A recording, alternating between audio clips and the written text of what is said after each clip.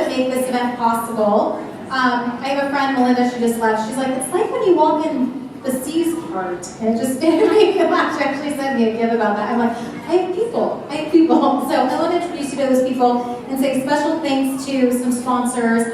Dave Busters has been an absolute godsend to work with because I was looking for a venue. I was looking for a place that had good parking, food, drinks, and social hour. And here it is. The answers and prayers answered. So I'd like to bring up Brooke to just share a little bit about Dave and Busters and say thanks again for being our sponsor and our venue. Thank you, Tisha. Thank you all for coming tonight. It's really a great pleasure to be a part of Social Connect and host it. It is a quarterly event, so please come back next time. We'd love to have you guys. I just want to let you guys know about a couple of specials we have going on today. Tuesday is our $2 tacos day. So we have $2 tacos as well as $2 Coronas. And then we will be doing trivia night and country night beginning at 7 o'clock up in our front lobby. So if you guys get a chance, stop by for some fun trivia as well as some country nights. And then we have a couple events coming up. On August 10th, we will be doing our Connecting Community event. That will be here at Dave Busters. We will be packing some backpacks for the $1 Million Teacher Project. As you know, we've been collecting school supplies for this event. And we will be having a packing party again on August 10th. Thank you. They left, but big shout out to Artisan Color. I never had a print sponsor, and now I have a print sponsor that is like, here, take a step and repeat. Here, take more banners, take more flyers. And let me just say that makes a world of difference when trying to promote the event. It's how these lovely panelists of mine were able to start sharing it too. Like Tazo's like, I could get this in my Uber and give it to people. I was like, brilliant. Okay, let's do it. All right, and then just some special shout outs to the Mighty PC, Ken Chan, who was helping me. He brought his VA. Here you are, Ken Chan right there, the Mighty PC. Last Hour Media, Kim Perry is somewhere around here. I'm always trying to find them. Kim is my videographer and partner in crime. And then I have to give a big shout out to Faith Williams. Faith, raise your hand. Faith walked in the rain with a chocolate cake.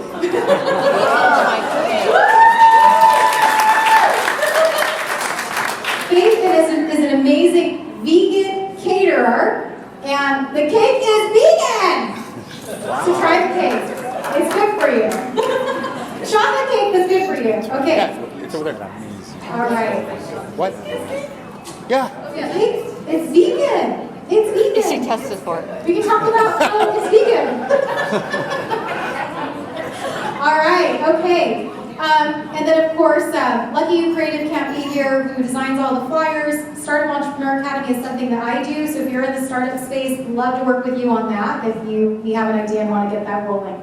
All right, so I have the pleasure of introducing you to our panel, but first, Nat, I was like, Nat, he's like, how are you going to give me a sign? And I'm like, I'm just going to wait. He's going to be, because I don't have an advancer. So Nat sent this to me, and he's like, Tisha, this is exactly why success over struggle exists. And it's this message right here, and Nat, I don't think he drew this, but he found it, and he sent it to me. But it says, one day you will tell your story of how you've overcome what you're going through now, and it will become part of someone else's survival guide. Oh my gosh, like I was like, I'm gonna cry. Can I share it? Can I share it? And he's like, yes, of course. I love this because this is exactly what I aim to do up here. So many of us are going through the day-to-day and we're like, I can't do this, I can't do this, I can't do this. And then you meet people like RK, Rene, and Tazo who are like, yeah, you can. Yeah, I've been there. I've had a lot of struggle, and this is how I've gotten back up. So I love this message. I'm stealing it. So give credit to the girl if you found it. That I'm taking this because it speaks so perfectly as to what this panel is. All right, next slide. All right, so to introduce you to our panel, the panel, if you've never been to Success Over Struggle, it really is just a very quick, hey, I want you to get to know RK, Rene, and Tazo so that you can make connections because these are amazing people in the community to connect with. And a lot of times it just takes having a conversation with them, like we've discussed. So RK and I literally met 3 months ago in dire circumstances because my speaker dropped out. And Matt's like, I know a speaker. I'm like, great, bring him. So some of No, I'm you, too shy. some of you were at the April 30th event where RK and I just did kind of an impromptu LinkedIn talk. And I started getting to know RK. We did a 15-minute talk that led to an hour talk. And I was like, I really like your story. He's got a great story. So I'm going to ask RK a question. And like I said, this is about a 30-minute panel. And then feel free if you have some questions as well. But RK is the CEO and a master trainer with Training Standards International. And he was also on our Success Over Struggle podcast. So if you haven't listened to the podcast yet, great opportunity to dive in and hear his story. But here's my question for you. I think you're prepped. You ready to go? Always, yeah. Like, this is easy. Talk? All right. Yeah. Talk. I'm a trainer. Yeah. I'm a master trainer. He's like Tisha. Don't forget master. Master trainer. All right. Was there a moment in your life when you realized you weren't on the right path? How did you know? And what did you do to get back on track? I know you've shared you've had some health scares and Jerry Springer drama. I think that's what I'm going to tell you. Yeah. I love this story. I love this story. Ryan Parker, I don't think is in the room, but this made us laugh so much if you listen to the podcast. All right, RK. So, I used to work for Jerry Springer and Jenny Jones. Those are talk shows for those of you who are millennials. So, you remember, right? So, one of the things is there's always a fight on the show. So one of the first things I can tell you is whenever I go into a new business and they say, well, our company's completely different, you have no idea. I go, unless you know for a fact you're going to be in a fight every single day that you go to work, twice a day because you film 2 shows a day, your job's really not that bad. But this is what changed over for me, why I stopped working there. So I was what's called a professional instigator. So now you have to imagine You this. must know my children. Now you're talking. Yeah. So before the panel, let's say, so the last show I did was My Father Stole My Man, and was the first show, and Barnyard Animals and the Men Who Love Them was the next show. Okay, so I go into work, but this happens to be Bring Your Kid Into Work Day, National Bring Your Child to Work Day. I was the only idiot who brought his kid to work. I bring my 9-year-old daughter to work. So, stop it, Todd, I will come right back there. So I bring her to work, and I say to the security, his name is Steve, I go, hey, this is my angel, this is my daughter, nothing more important on the planet. Watch her, because I have to go up, I warm up the audience. Here's what that means. She was with a babysitter the night before, because I took the panel out. My Father Stole My Man, I take them out and I get them drunk, if at all possible, while I say things like this. So your father stole your man. Do you like him? Oh wait, he just texted me. He said that you are awful. What do you think about that? So the next day, I want them to be nice and happy and ready to talk to each other. But if they're hungover with a little headache, that's not so bad either. I get a little bonus for that. Yeah. Everyone's like, oh, is it made up? No, we just prod them until they're very angry. So we're up all night long. The next day, I bring my daughter into work, and this happens. I'm warming up the audience, and I look at the back of the room, and I see Steve, but not my daughter. And so I'm looking around, because she shouldn't hear anything I'm saying. And I finish up, and I run back there, and I go, where's my kid? And he goes, oh, I put her in the green room for Jenny. Wait, it's worse than you think. So Jenny Jones was shooting strippers who do more than strip. He said, I didn't want to put her in the room with My Father Stole My Man. So there was a bunch of women in the other green room, so I put her in there. You put my 9-year-old in a room with strippers who do more than strip. Are you kidding me? And so I go running, and it takes like 4 minutes to get to where she is. And anybody have daughters here? You know when they're in recording mode, when they're around 9 and you're talking to them, and they just go, and they're just taking in everything you're saying, and they say it back to you later on, verbatim. I walk in, and the strippers are changing clothes, and they're talking about things that strippers talk about, especially strippers who do more than strip. I grab my daughter, and I pull her out. Here's the thing, guys, you may not know this. Women in America have a lot of body issues they have to deal with every single day. And the worst thing in the world for a dad is to have a daughter and put her in a room like this. So I'm already panicked. We come out of the room, the very first thing she says is, those were good sandwiches. I'm like, thank God. The very next thing she says is, what's birth control? And I'm like, I'm dead. As soon as she goes home, she's going to say it to her mom. So I give her to a different security guy at the next show, the guy from Ginny Jones. I say, Mike, this is what Steve did. He goes, oh my God, I can't believe she did that. I go, I know. Watch her. This is my daughter. I've got to pay for therapy for years. So that show happened to be Barnyard Animals and the Men Who Love Them. For that show, I'm blowing up a sheep. As my daughter comes around a corner. And she goes, oh, this is cute.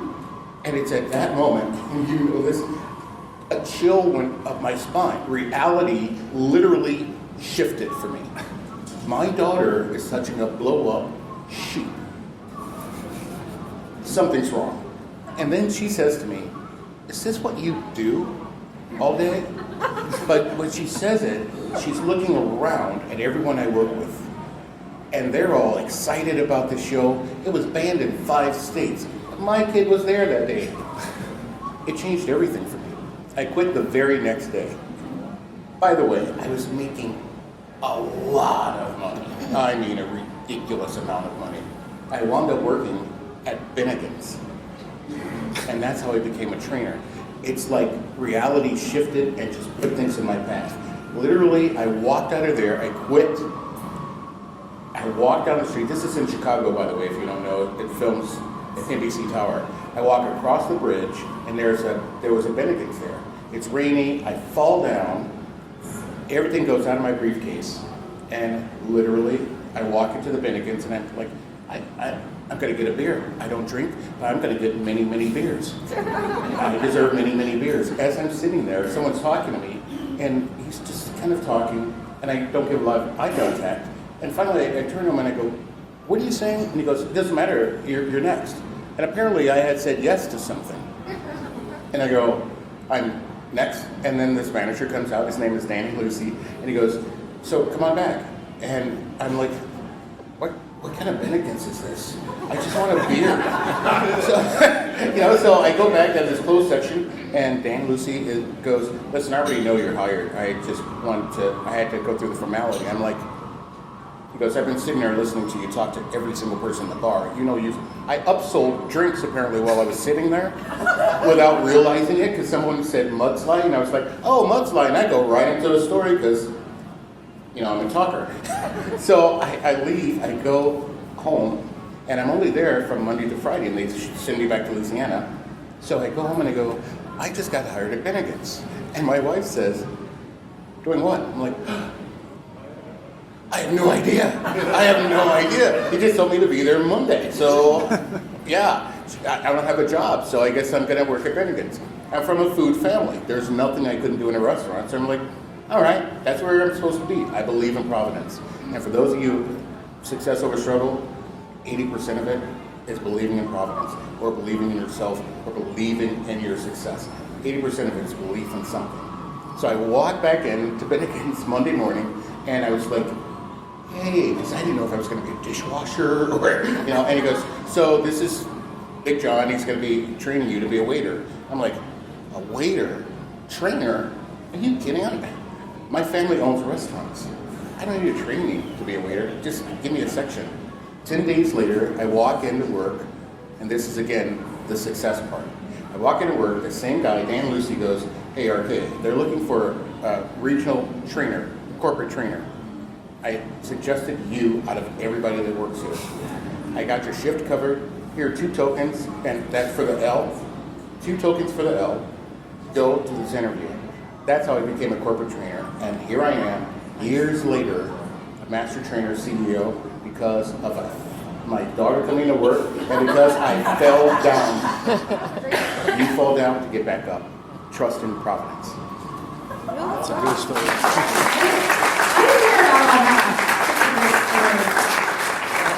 All right, thank you, RK. All right, Rene Johnson. Rene, how many of you know Rene? This girl is a fireball, dynamo, so energetic. So she and I met on LinkedIn maybe a few months ago, right? And then we took the human connection offline at lunch and just became really fast friends. She's also been on the podcast as well. So she is the CEO and founder of Power Zone Coaching. She's also an author, a speaker, co-founder of the nonprofit She Rose, which is an international nonprofit that has helped thousands of domestic violence victims. All right. Take it away. Welcome, Rene. Man, I have a hard. Is this on already? Is Oh, okay? I think you have to press the button. Right here. It's already on red. Oh, press it till it turns green. You, Okay. here. Maybe switch. Here, Yes. switch. How about we do that? Okay, Switch. sounds good. Well, that gives a little bit. Hi, girlfriend. That gives a little bit of pause because I'm not going to be as funny, but I hope to be inspirational. How's that? Okay. Won't be as funny as RK over here, but you got to have a little bit of humor in your change, right? Your change factor. So, as Tisha was saying, in about the stories that we're sharing here today, success over struggle, I want to share a little bit of my story and why I'm so passionate about what it has allowed me to do in my life and in my work that I do. My background, my Power Zone story starts in 1994.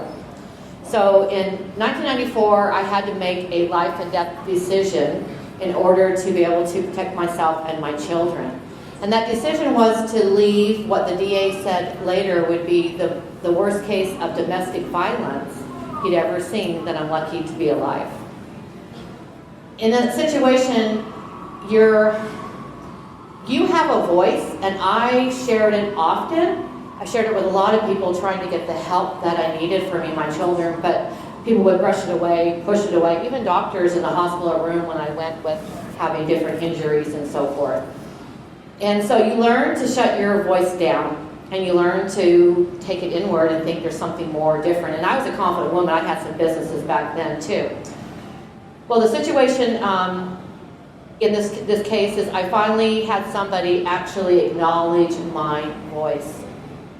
Rene, do you realize you're being abused? It's like, yes, I've been telling everybody, but nobody is able to actually confirm or to do anything or guide me. And so just the strict empowerment of having somebody close to me to actually acknowledge that set a fire in me. And that fire took me to where I was able to move my children to halfway in the other part of the state. I had no job, I had no place to live, I had no friends, and at this point I lost touch with all of my family because abusers make you move over and over to keep the secrecy and the silence of it. So I had to forge my way back into making a life for my children and I, and also go through the legal battle.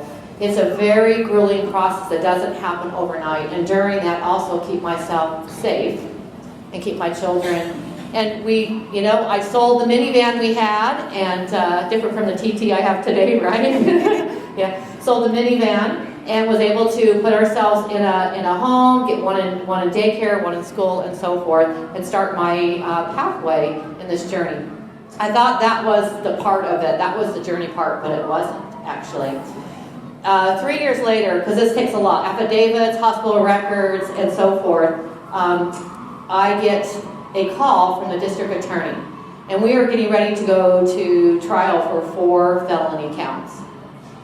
And he calls me and he says, Rene, I have some news for you. Are you sitting down? No. What is it? He says, we have all of these documents. We have this ironclad case. We have enough information. We've done our best for you to protect you and your children. Unfortunately, somebody forgot to cross the T and dot the I. And we missed the statute of limitations by 180 days. Yeah. That gives me goosebumps. And in that moment, he said, can't do anything else for you, very kind, they've been my strength. I put all my faith in them. They've been my strength. And at that time, I remember clearly falling to my knees. I was ready to give up. Who would blame me? It's been a very exhausting journey. And something actually energetically pulled me up, and a voice said, this is not it, it's not over. And I fought my way back. I couldn't do anything for myself, but I fought my way back. And in time-wise here, because I know Tisha has a little bit of schedule here,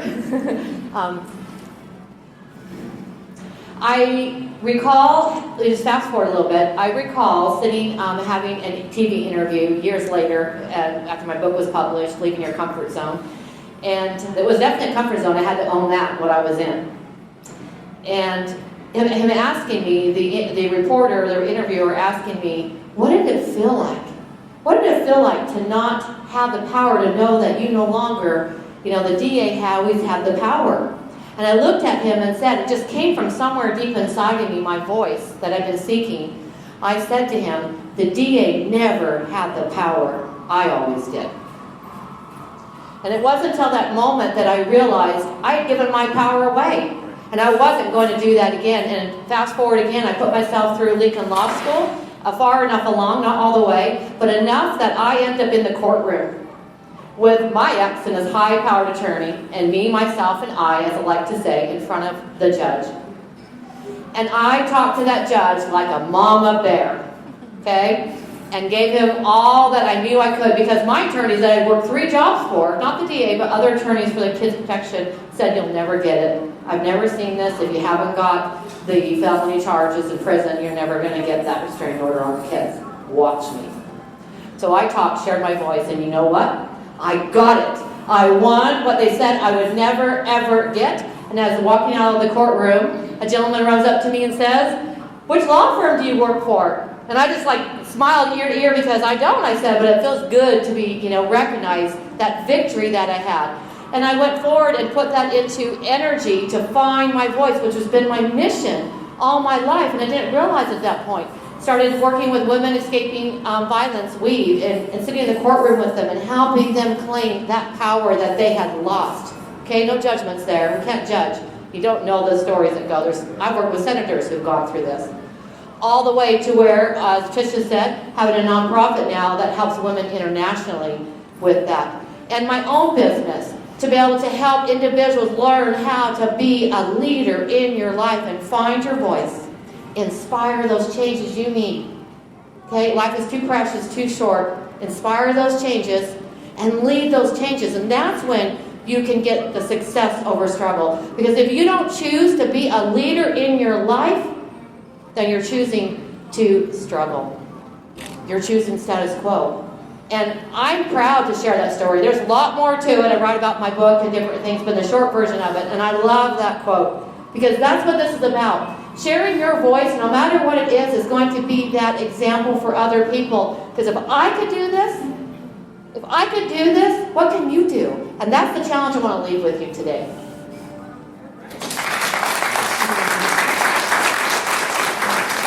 Thank you so much, Rene. Real quick, because Desiree reminded me of this, and I'm like, oh, I forgot to do this. So a lot of you are like, how do I connect with the people in this room? And if you have the LinkedIn app, maybe you don't know, there is a feature where you can find everybody in here if we're all on at the same time. Does everybody know that? Should we do that real quick?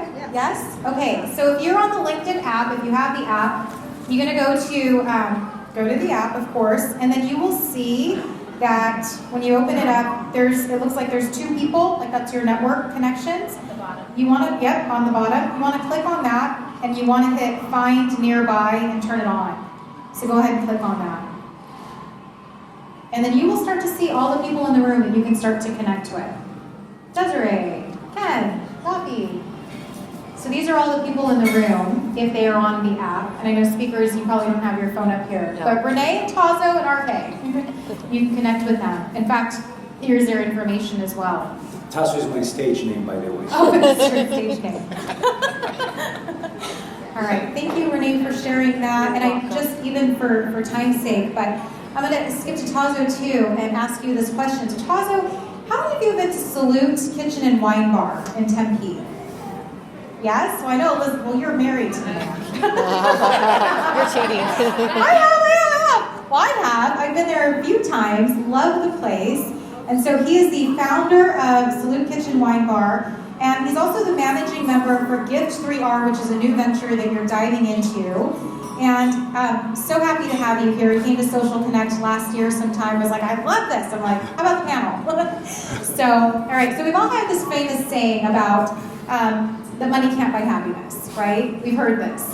Yes, we did, and it's actually pretty true. Yes, Yeah. this is true. So is there a time in your life, Tazo, where money outweighed your happiness? Being a restaurateur, now you didn't just own one restaurant, you owned 7? 7, yeah. 7 How old are you? 38. 38, 7 restaurants.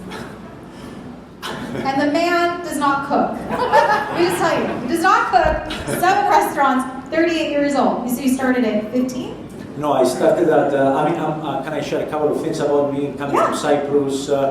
So I'm originally from the island of Cyprus, Greece. I came to the States 16 years ago, joined ASU, and I dropped out of college at age 22. Pretty much a year and a half later, I was in the States to start my first restaurant.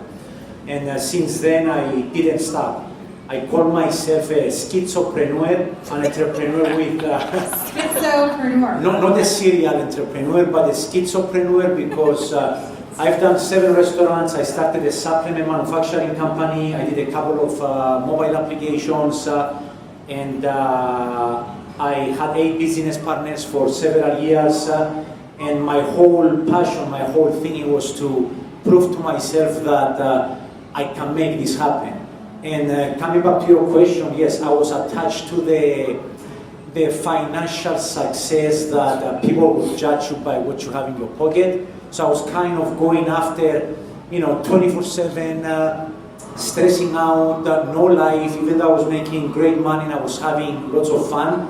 At the end of the day, it wasn't until I filed for a bankruptcy for $1 million in 2009 to realize that that wasn't the happiness I was looking for. And still I didn't learn my lessons, and I had to kind of get back on my feet, started 3 more restaurants, did more partnerships, and went after my dreams.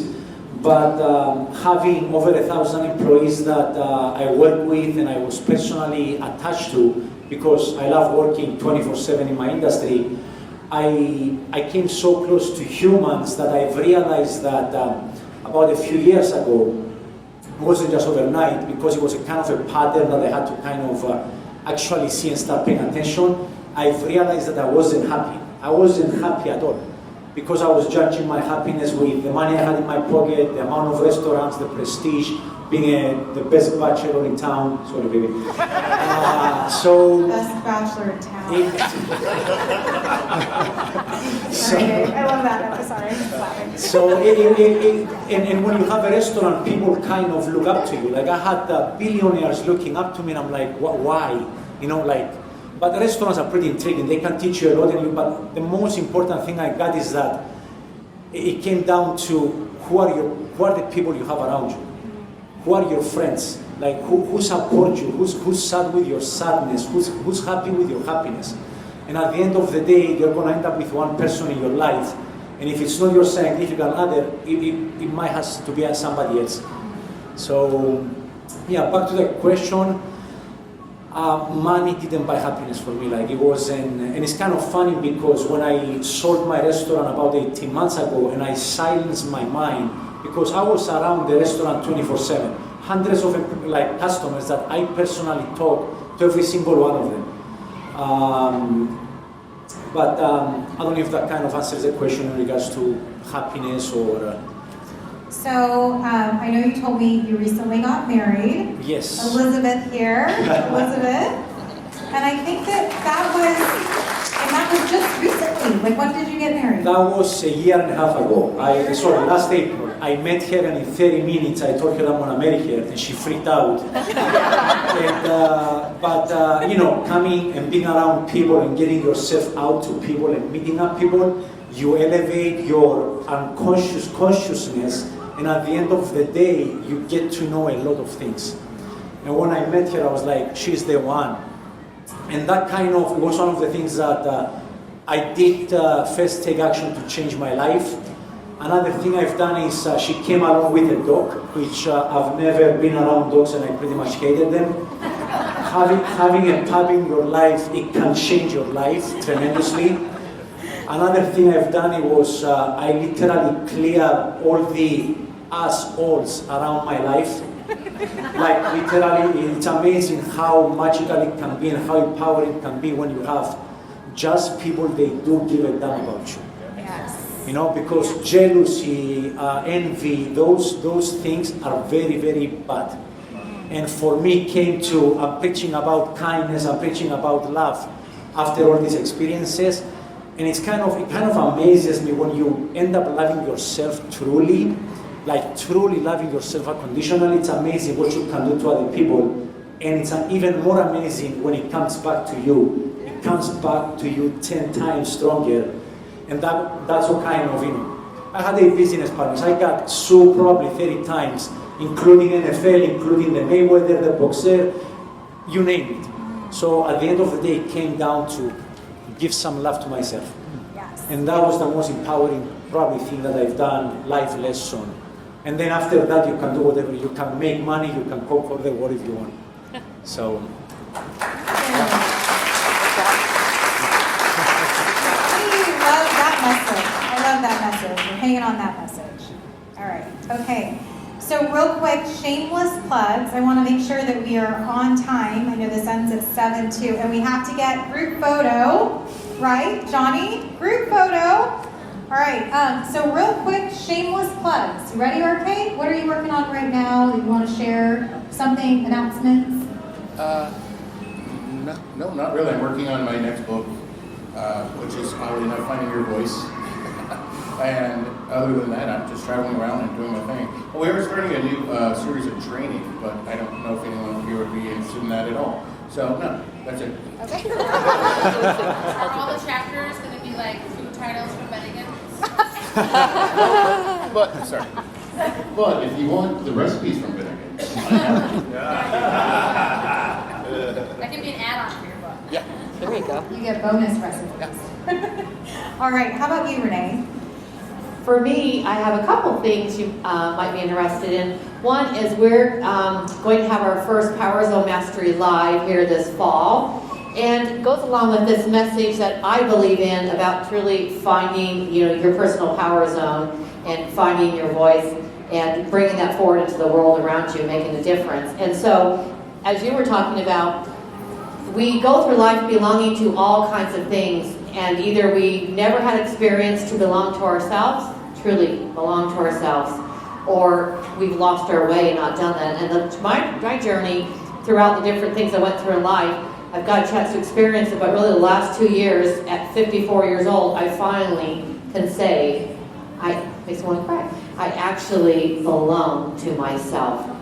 And it's a powerful place to be, and the world opens up to you an opportunity. So I'm having a retreat for women, and it's going to be a 3-day, and it's going to be around that theme. And so we'll be having some information later. If you connect with me through LinkedIn, I can share. But it's going to be not just sitting in a room listening. You're going to have some interactive activities to really pull yourself out, pull yourself from your comfort zone, and truly find that voice that you've been hidden somewhere in there until you're challenged to do so. So that'll be good. I have a second book coming out. I have to finish about a quarter of it left. I've got it here and there. Sometimes you have to get the creative edge to get it going. And I've been listening to inspiration. I've been really working more and more, and I have had the chance to take a little break and really make it even more powerful when I start again. And that is Leadership Why, and really understanding the power behind your leadership in your life, your business, and your community, and it's going to be very powerful. So those are 2 things that are coming up for myself and my business. Nice. My turn. Since I left the restaurant industry, I started working on a mobile application for gift cards. And being in the restaurant industry has been hard to sell gift cards, but mostly it's been even harder because most people, they choose to pick up a gift card from a local grocery store, and that's not personal at all. So the gifterapp.com application I'm creating, it's a very innovative project, but also very challenging. And the last 18 months, I got shut down by 125 plus banks worldwide, including Stripe, Bank of America, because of the new technology I'm trying to introduce in the industry. And it has been so tough to kind of achieve it. And a few months ago, we finally signed up a contract with Wells Fargo. So you can pick up the phone, see, it allows consumers to create a personalized wish list with your favorite hair salons, restaurants, coffee shops, and it allows your friends to access it and share a gift card in 3 clicks from a favorite local places. I'm all about supporting local businesses, and that's what we're kind of preaching with the mobile application. If any of you is interested in beta testing the product, we're giving I'll give you guys a free gift card to Salut Kitchen Bar to go check it out, play with the app, and share your feedback. Thank you. What do you guys think? Like the panel? Inspiring? Or like, we need more of this? Yeah. All right. Well, I'm going to share too, Matt, a slide. Yeah, so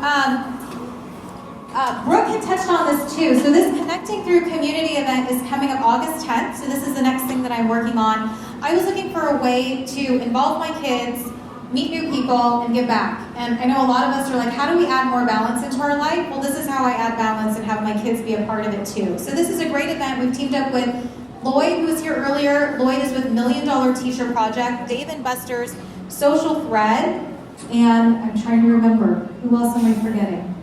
Oh yeah, anyway. So, $1 Million Teacher Project, I love their mission of making sure that teachers never go out of pocket for their school supplies. That is huge. A lot of these teachers are spending thousands of dollars that they don't even have to support and supply their schools. So this is a great opportunity. If you walked in through the front, there was a massive tree. If you missed it, find it, grab a picture. That's Lloyd's tree. And so we are collecting school supplies up until August 10th. Some of you donated today. Thank you very much. Some of you donated to our 50-50 raffle. Thank you for that too. And we're collecting school supplies, so Dave Busters is a distribution point. You can bring them anytime, or come August 10th. Bring your school supplies, register, bring your friends and family. Dave Busters is actually catering it too. So you can come make that a really great event with your family to get involved with the community. And we'll be sorting and stuffing. So make sure you wear Converse. Just kidding. Comfy clothes. Comfy clothes. All right. Okay. So Social Connect, I can't believe this is already the 4th one for the year. This is the 3rd one. Okay, but October 29th is the very, very last one I'm posting. Not forever, but just for the year. October 29th, we'll have a new set of panelists. We'll probably be on the roof because it's October in Arizona. Like, you have to be on the roof. So October 29th, make sure you save the date for that. Registration details coming out. But I just want to say thank you so much for coming. A lot of new faces. It's pouring rain outside, so that even makes it more special with the